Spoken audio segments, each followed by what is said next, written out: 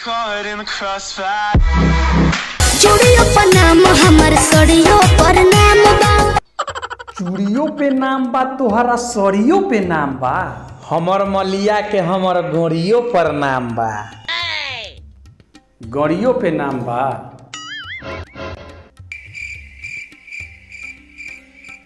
साले ते कबो थप्पड़ चप खैले हबे? ते कबो चप्पल चप खैले हबे? अरे भक्त चोनहर गोबर प्रसाद। साला गोड़ियों पर नाम के लिखवाता है बे? हम लिखवाए हैं बे, खोल के दिखाऊं क्या? हेलो, ये साला पैंट खोल के दिखाएगा हमें। साला इतने भी मेरे बुरे दिन नहीं आए हैं कि मैं किसी का पिछुआरा देखूं। पिछुआरा ना देखबे तो आगे देख ले, आगे हमर सलियों के नाम बा।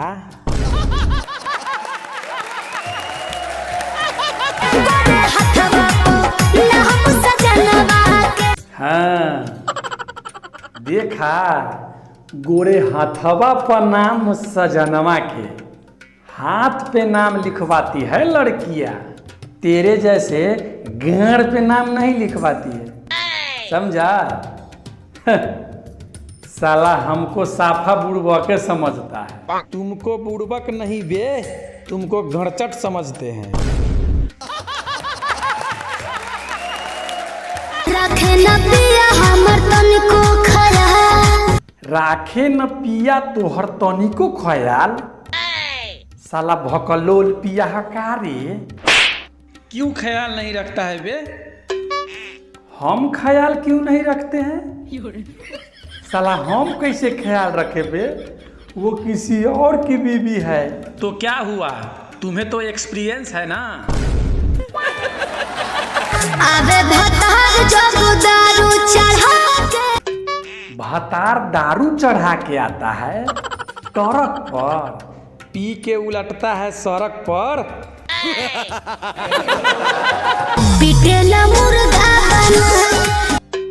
पीटेला भतार मुर्गा बना के। अरे साला रे, कौन भतार मुर्गा बना के पीटता है बे?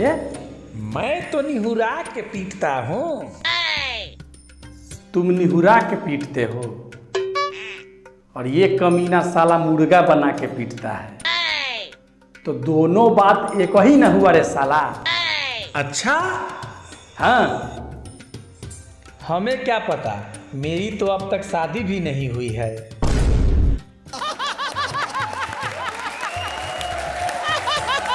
ऊपर घंटी दबा के लाइव करो, लहंगा उठा के सब्सक्राइब।